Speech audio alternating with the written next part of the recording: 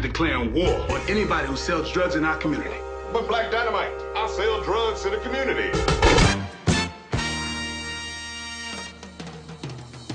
Blaxploitation seems to be the word that encompasses a wide range of movies.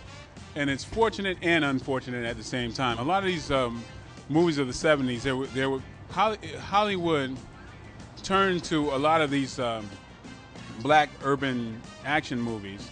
It kind of saved Hollywood at a time because they were so cheap to make, but people just came in droves to see these movies.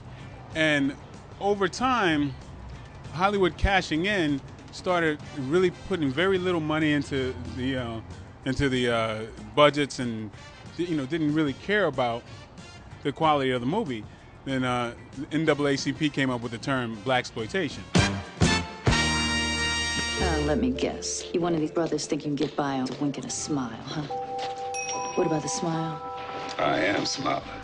But it didn't apply to all of the movies. Only the ones that were really exploitive. And you had these movies that were like there was like successful white movies, and just to get black people in the audience, they would just rename them and put the word black in front of them.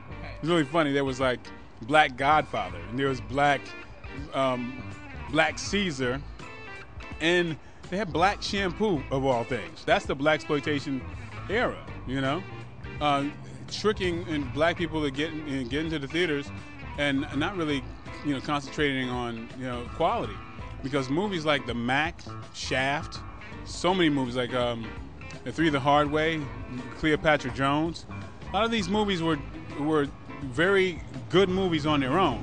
They happened to be action movies that were on par with other 70s action movies that Charles Bronson was doing, but there was no exploitive term that was connected with those movies.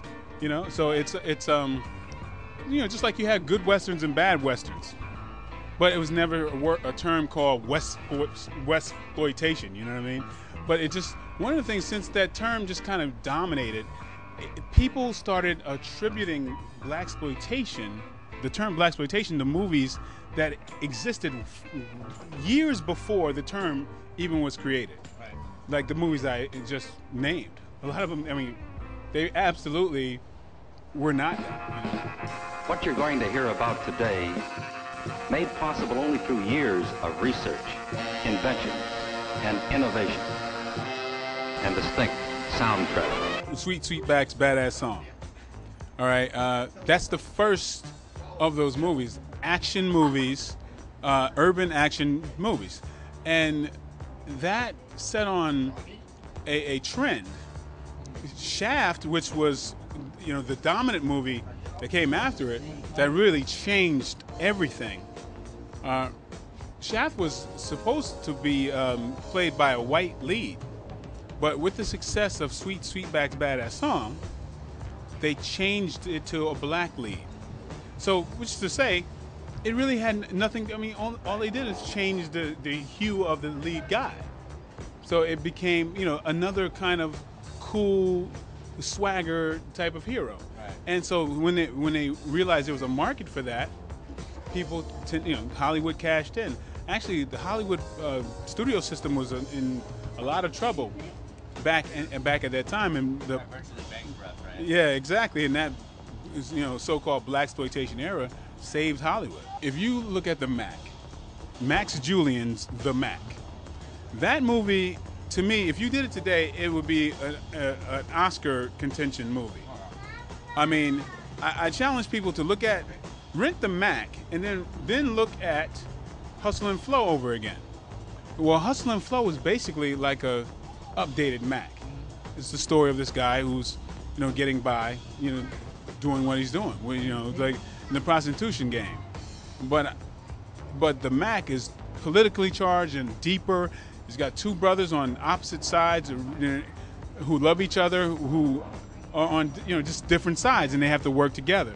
And it's, to me, it's a far superior movie. If we can be as funny as those movies in their mistakes, a lot of times a Rudy Ray Moore movie had one take. They didn't have money, so if the boom got in the shot, it's just in there, you know.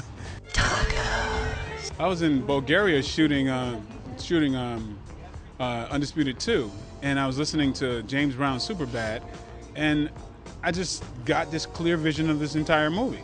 And I'm like, hell, I'm going to do this. And I got back home. I rented some costumes as the character, because it's like, it's hard to sell an intangible. Right. So, I made myself look like one of those characters, and then, Scott and I got together and we shot a trailer that looked like a Blaxploitation trailer. Right. Yeah, and based off of that trailer, we got the money to do the movie before the script was written. Right. But I had the script in my head anyway, so it was all good. How many black belts do you have, and which one is your favorite? The one I'm wearing right now is keeping up my pants.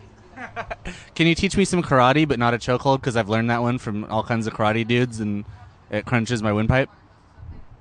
Yeah, I could do that. I could give you a crash course in karate in the parking lot right when we finish.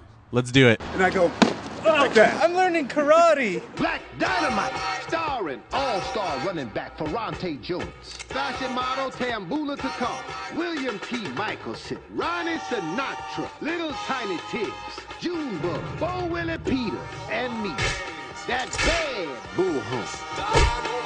Black Dynamite, filled with cinema phonic quadro vision.